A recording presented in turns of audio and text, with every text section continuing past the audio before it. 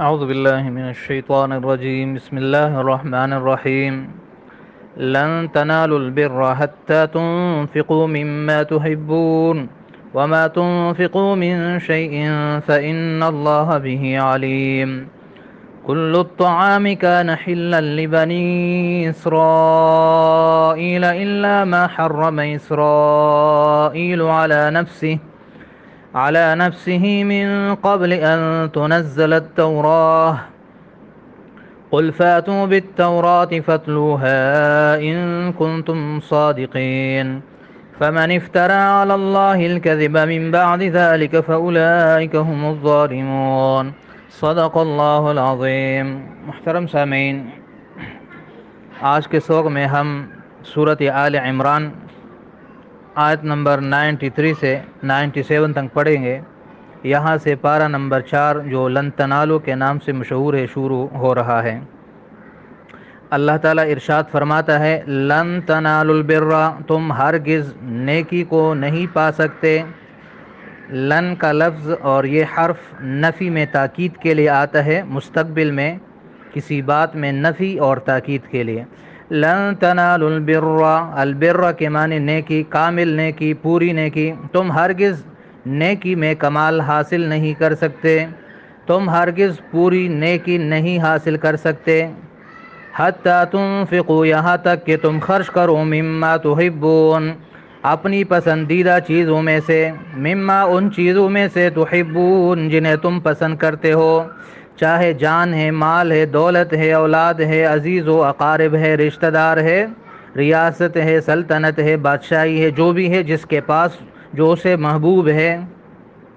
وما تنفقوا من شیء، اور جو کچھ تم خرچ کرو گے، من شیء کسی چیز میں سے، تھوڑا یا زیادہ، محبوب یا غیر محبوب، جو بھی خرچ کرو گے، فإن اللہ بہ علیم، تو بے شک اللہ اسے علیم خوب جانتا ہے۔ کل الطعام، کھانے کی سب چیزیں، طعام کھانے کی چیزیں، یہ واحد ہے، اس کی جمع آتی ہے اطعمہ۔ کل الطعام، کھانے کی ہر قسم کی چیزیں، کان حلا لبنی اسرائیل، بنی اسرائیل کے لیے حلال تھی، الا ما حرم، سوائے اس چیز کے، حرم اسرائیل جو یعقوب علیہ السلام نے حرام کیا تھا، علی نفسہ اپنے اوپر، اسرائیل کا معنی اللہ کا بندہ، اور یہ لقب ہے یعقوب علیہ السلام کا، سوائے اس کے جو یعقوب علیہ السلام نے حرام کر دی تھی، علی نفسہ اپنے آپ پر، یعنی اللہ نے حرام نہیں کی تھی، اسرائیل یعقوب علیہ السلام نے خود اپنے اوپر نظر مان کر حرام کی تھی۔ من قبل ان تنزل التوراۃ، تورات کے نازل ہونے سے پہلے پہلے، قل فرما دیجئے اے میرے نبی ان یہودیوں سے، فاتوا بالتورات، لے آؤ تورات، فتلوها پس اس کو پڑھو، ان کنتم صادقین اگر تم سچے ہو۔ فمن افترا، پر جو کوئی باندھے گا، علی اللہ الکذب، اللہ پر جھوٹ، جیسے یہودی اس طرح جھوٹ کہتے ہیں کہ اللہ نے اونٹ کا گوشت حرام کیا تھا، حالانکہ یہ تو یعقوب علیہ السلام نے خود حرام کیا تھا۔ من بعد ذالک، اس کے بعد، یعنی اتنی صراحت اور وضاحت کے بعد بھی اگر یہ جھوٹ باندھتے ہیں اللہ پہ، فاولئک هم الظالمون، تو یقیناً یہی ظالم ہے۔ قل فرما دیجئے اے میرے نبی ان یہودیوں سے، صدق اللہ، اللہ نے سچ فرمایا کہ اونٹ کا گوشت ملت ابراہیمی میں حرام نہیں تھا، یہ سچ ہے۔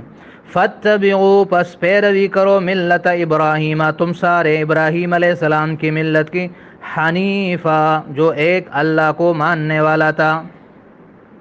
جو موحد تھا، جو توحید پرست تھا،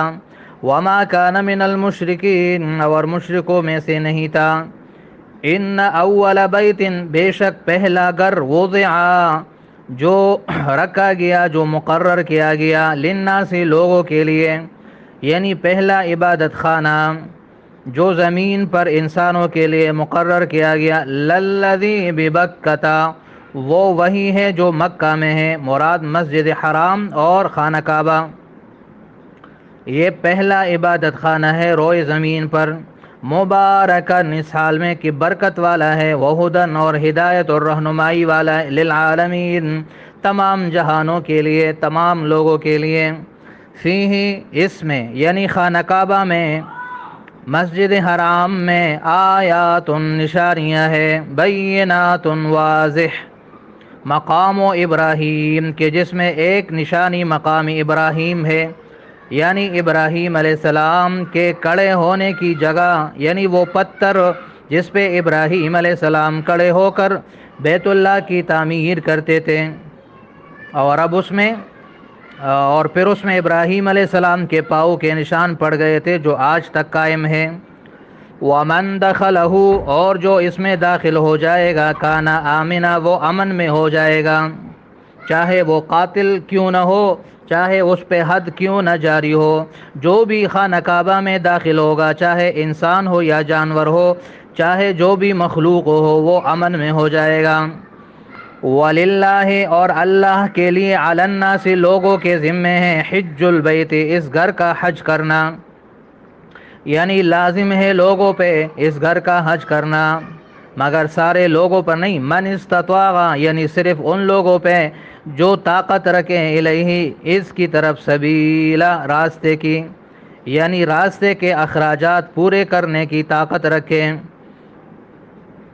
ومن کفرا اور جو کوئی کفر کرے گا، جو حج کی فرضیت سے انکار کرے گا یا جو ناشکری کرے گا تو اس کا اپنا نقصان ہے، کیوں؟ فإن اللہ کیونکہ اللہ تو بے شک غنی بے پرواہ ہے، بے نیاز ہے، عن العالمین تمام جہانوں سے، تمام مخلوقات سے۔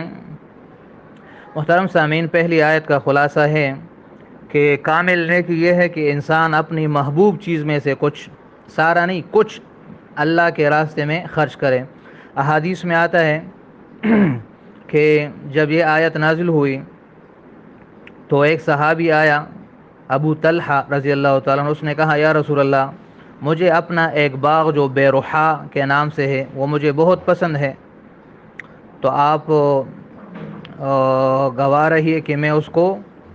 اللہ کے راستے میں خرچ کرتا ہوں، اور آپ کو اجازت ہے کہ آپ جو چاہے اس میں سے آپ اس کو جس طریقے سے چاہے آپ اس کو خرچ کریں۔ اسی طرح حضرت عمر رضی اللہ تعالیٰ عنہ نے جب یہ آیت سنی تو وہ نبی علیہ السلام کی خدمت میں حاضر ہوئے اور عرض کیا کہ یا رسول اللہ، خیبر میں سے مجھے جو حصہ ملا ہے وہ مجھے بہت پسند ہے اور مجھے بہت محبوب ہے، تو میں اس کو اللہ کے راستے میں خرچ کرنا چاہتا ہوں۔ نبی علیہ السلام نے فرمایا کہ اصل چیز اپنے پاس رکھو اور اس کا پل جو ہے وہ صدقہ کیا کرو۔ تو یہ صحابہ کی زندگی سے دو مثالیں ہیں۔ تو اس میں کامل نیکی کے لیے یہ بیان کیا گیا کہ اپنی محبوب چیز کو اللہ کے راستے میں خرچ کرے۔ اس میں اشارہ ہے ان یہودیوں کی طرف جو نبی علیہ السلام کی نبوت اور رسالت پر اس لیے ایمان نہیں لا رہے تھے کیونکہ ان کو اپنی سرداری اور اپنا منصب اور اپنے مفادات عزیز تھے اور محبوب تھے، تو اللہ نے ان کو فرما دیا کہ نبی کی رسالت کے راستے میں یہ جو محبوب چیزیں ہیں اس کو ترک کرو، تبھی تم کامل نیکی پا سکو گے اور کامل انسان بن سکو گے۔ آگے آیت نمبر 93 میں یہودیوں کے ایک اعتراض اور شبے کا جواب ہے۔ اعتراض یہ تھا کہ نبی علیہ السلام خود کو کہتا ہے کہ میں ابراہیم علیہ السلام کے دین پر ہوں، حالانکہ ابراہیم علیہ السلام کے دین میں تو اونٹ کا گوشت حرام تھا اور یہ نبی اونٹ کا گوشت حلال سمجھتا ہے اور کھاتا ہے۔ تو اس کا جواب اللہ نے یہ دیا کہ ابراہیم علیہ السلام کے دین میں اونٹ کا گوشت حرام نہیں تھا، حلال تھا۔ ہاں، پھر بنی اسرائیل یعنی یہودیوں پر اونٹ کا گوشت حرام اس لیے ہوا کہ یہ یعقوب علیہ السلام نے اپنے اوپر، اس کو ایک بیماری تھی تو اس نے نظر مان لی تھی کہ اگر اللہ مجھے صحت دے گا تو میں اپنے محبوب چیز کو چھوڑ دوں گا، اور اس کو محبوب اونٹ کا گوشت تھا، تو یہ اس نے اپنے اوپر بطور نظر حرام کر لیا تھا، یہ اللہ تعالیٰ کی طرف سے حرام نہیں تھا۔ تو اس میں اس کا جواب دے دیا، اور پھر بطور دلیل کے فرمایا کہ تورات لاؤ اور اس میں دکھا دو کہ کہاں اللہ نے حکم دیا ہے کہ اونٹ کا گوشت حرام ہے۔ پھر اس کے بعد بھی اللہ فرماتا ہے اگر وہ جھوٹ باندھے تو ان سے بڑھ کر ظالم اور کوئی نہیں ہے، اور آیت نمبر 95 میں فرمایا کہ اللہ نے سچ فرمایا، تو لہٰذا اب حقیقت یہ ہے کہ تم سارے ابراہیم علیہ السلام کے ملت پہ آ جاؤ جس پر یہ نبی ہے، ابراہیم علیہ السلام موحد تھے، بتوں کے پیروکار نہیں تھے، لہذا مکہ کے مشرکین کو بھی اس میں دعوت دی گئی کہ اپنے جو تمہارے غلط طریقے ہیں، بتوں کی عبادت اور بت پرستی ہے، اس کو چھوڑ دو اور اس نبی کے پیروکار بن جاؤ۔ ان کا دوسرا اعتراض یہ تھا کہ یہ نبی کہتا ہے کہ میں ابراہیم علیہ السلام کا پیروکار ہوں، حالانکہ ابراہیم علیہ السلام اور اس کے بعد آنے والے اکثر پیغمبروں کا قبلہ وہ بیت المقدس ہے،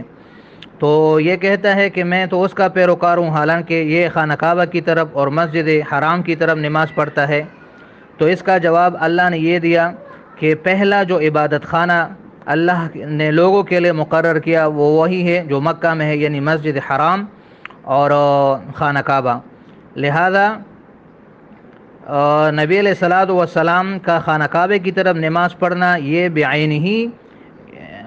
ملت ابراہیم علیہ السلام کی پیروی ہے کہ ابراہیم علیہ السلام کا قبلہ وہ بھی خانہ کعبہ تھا۔ اب بعد میں بنی اسرائیل کے جو دوسرے انبیاء کرام تھے ان کا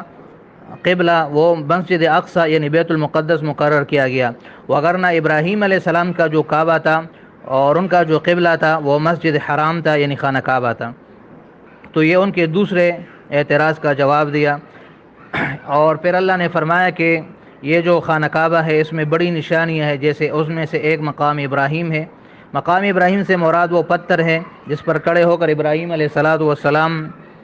خانہ کعبہ کی تعمیر کرتے تھے، اور جیسے جیسے دیوار اونچی ہوتی تھی یہ پتھر بھی لیفٹ کی طرح اوپر کو اٹھتا تھا۔ پھر اس میں ابراہیم علیہ السلام کے پاؤں مبارک کے نشان پڑ گئے تھے جو آج تک ہے، اور اب بھی یہ پتھر یہ خانہ کعبہ کے نزدیک پڑا ہے۔ یہاں پر 2 رکعت واجب ہے طواف کے بعد۔ تو ایک یہ نشانی ہے۔ دوسری نشانی یہ ہے کہ وہاں پر جو بھی داخل ہو جاتا ہے وہ امن میں ہو جاتا ہے۔ تیسری یہ کہ اس کا حج جو ہے وہ سارے لوگوں پر اللہ نے فرض کیا ہے، تو اس لحاظ سے مسجد حرام یعنی خانہ کعبہ یہ مسجد اقصی یعنی بیت المقدس سے زیادہ فضیلت رکھتی ہے۔ تو اس میں ان کے دوسرے اعتراض کا جواب دیا۔ تو خلاصہ یہ نکلا آج کے سبق کا 3 باتیں۔ پہلی بات کہ اللہ کے راستے میں خرچ کرو تو اپنی محبوب چیز خرچ کرو۔ دوسری بات یہودیوں کا یہ اعتراض کہ ابراہیم علیہ السلام کے دین میں اونٹ کا گوشت حرام تھا، یہ غلط ہے۔ تیسرا اعتراض کہ نبی علیہ الصلوۃ والسلام نے سارے پیغمبروں کی مخالفت کی اور ابراہیم علیہ السلام کی مخالفت کی کہ ان کا قبلہ جو ہے وہ بیت المقدس تھا اور یہ پیغمبر بیت اللہ کی طرف نماز پڑھتا ہے، تو اس کا جواب بھی دے دیا۔ امید ہے آپ کو سبق سمجھ آ گیا ہوگا، باقی انشاءاللہ کل پڑھیں گے۔ صدق اللہ العظیم و صدق رسولہ النبی الکریم۔ السلام علیکم ورحمۃ اللہ وبرکاتہ۔